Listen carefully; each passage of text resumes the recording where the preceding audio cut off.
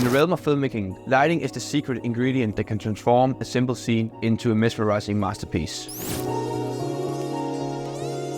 From soft light to hard contrast, lighting has the power to shape mood, evoke emotion, and guide our gaze.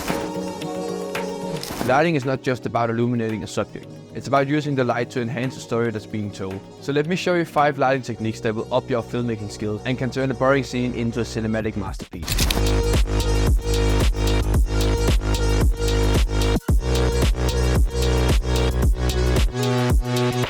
Lighting is one of the most important factors when it comes to bringing your footage alive. It helps tell the story and make sure that we know what to focus on. There's so many different ways to use lighting as a tool to make sure that your videos look just how you imagine it. Creative ways of using the lights, but also more traditional ways of using it. Let's start with one of my favorite techniques. Low-key lighting is used to bring out a mysterious, dark and dramatic feeling to the scene.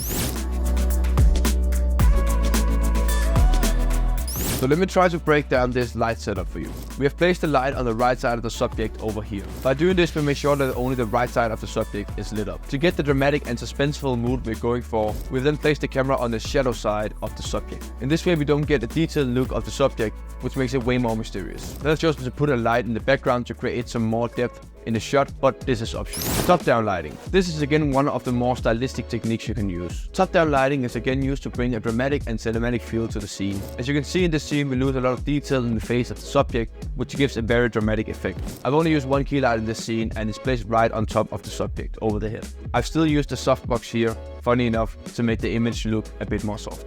I've decided to place the camera right in the middle of the frame, just as we're doing right now, and in my opinion this just gives a more dramatic and suspenseful mood of the whole image. Again, this is optional and you can of course play around with where you place the camera compared to the subject. The backlit shot is not something I've used a lot in filmmaking, but I've been doing it sometime in photography. The reason you would want to do this is to highlight the main subject of the scene. By using the backlit shot, you will get a mysterious and unknown feeling about who it is, because when you use the backlit, you will only get the frame of the subject. You won't have any details of the face or who the person is. The setup itself is again really easy to set up. You need a fairly harsh light and then place the light so the subject is in between the light and the camera. I see this being used as an opening shot for a film, as it gives the viewer something to think about. Who is this person? Where are they? Because they can easily see that there's someone there, they just can't see who it is and where they kind of are. And in my opinion, this is perfect for getting the attention of the viewer. Most of the previous techniques have been achieved by only using one key light, which depending on the scene is fine, but in some cases you want to create an atmosphere around the scene. As you can see in this scene, it looks really good and it's definitely usable for any video you want to shoot with this kind of technique. But let's try to add some background light and see how it will affect the scene.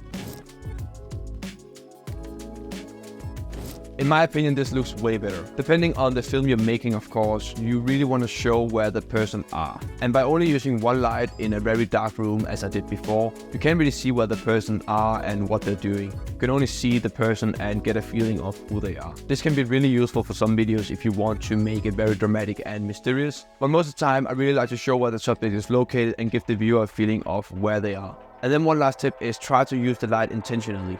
Or maybe the light is lighting up an object that is going to be important for the story later on. And then we have the last technique, which is the side light 45-degree angle. And this is probably what you're going to be using the most if you're making YouTube videos or any talking head videos, as I'm doing right now. So as you can see in the scene right now, we have light on the left side of my face, and then we don't have as much light on the right side of my face. Depending on the scene you're making, you can make this look way more dramatic and have less detail on the right side if the room is a bit more dark.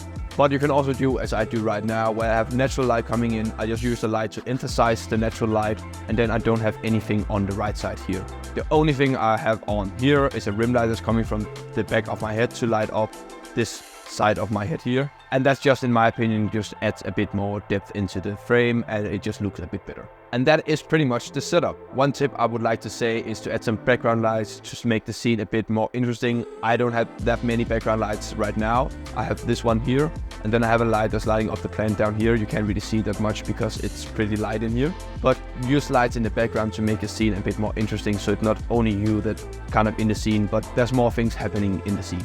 Well, that was just some of the techniques that you can use when you're filming videos. There are way more techniques out there you can use where you use multiple lights and everything, but these are some of the most simple techniques you can use, and I think they're really powerful for what equipment you need to execute them. So I hope you really found this video useful, and if you did, I would really appreciate if you would leave a like on the video and consider subscribing to my channel. More tutorials like this will come up, but also travel content and maybe some travel vlogs. So yeah, I will see you in the next one.